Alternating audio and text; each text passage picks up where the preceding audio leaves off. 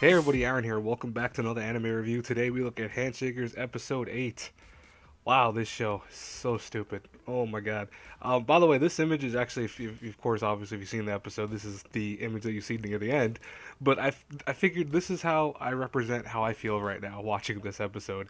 You know, honest to God, it's such a terrible episode. And it's not crying because I feel bad or there's any emotion behind. No, it's just more so this is a perfect example of how to do a show and get worse and worse as time goes by. Like, honest to God, this show just continues to to rate with the mal rating with the 4. It keeps going toward that number for me because honestly, it just is getting so stupid and it's just getting worse and worse. Even the animation, this episode wasn't that good.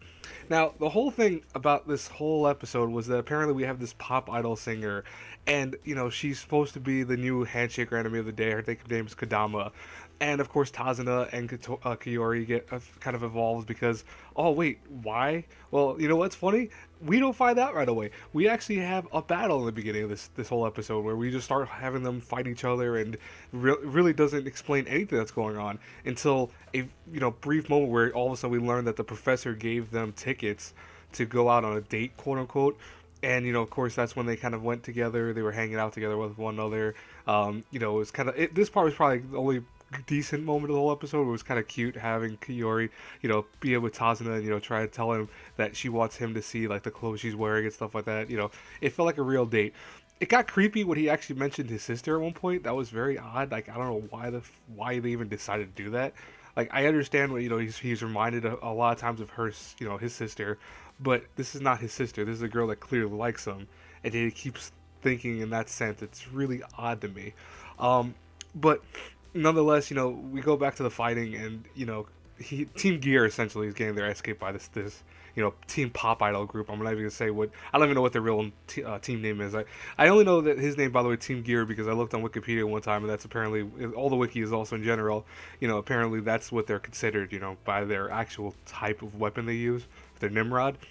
But then at one point, which was really strange, was we have the professor, because obviously, Tazuna actually gets his ass kicked in this fight, but somehow, with the protection of main character, guess what? He's okay. He escapes the ziggurat. I don't know how the hell he escaped the ziggurat, but he escaped the ziggurat, and we find out that apparently, as you get closer to a quote-unquote god, and as you start winning more and more handshaker duels, you absorb the powers of the fallen enemies that you defeated? Like, what? What the hell are they talking about? Like, where did this come in to play? When was this ever shown or explained? We have him fighting. He's not getting, he's getting stronger and tougher, but at the same time, he's not absorbing anyone's powers. He's just using his own and, like, altering them slightly. But, what? I don't understand. And then here's some random fan service for you, because I don't know why the episode wanted to do that, but they just threw fan service out for the hell of it. And then we go back to, of course, the ending, which is, her feeling bad because Tazin is so hurt and stuff like that. This episode sucked. Honestly, this whole show sucks. I don't even know why I'm reviewing only because I think the joy of it is to seeing that so many people are commenting, agreeing with me, saying this is a horrible show. You know, if you like the show, like I said, I keep saying this because I know people get really upset and get really triggered when you say you hate a show and they love a show. If you love the show, hey, more power to you. It's fine. There's nothing wrong with that. But honestly, this show just sucks. Like, the animation I wanted to talk about real fast too. During the fights was really choppy. It was very, very ill received to me. Like, they tried to go for various like action sequence shots. Like, they try to have it where you were kind of still seeing the action, but at the same time it was really flipping around really fast.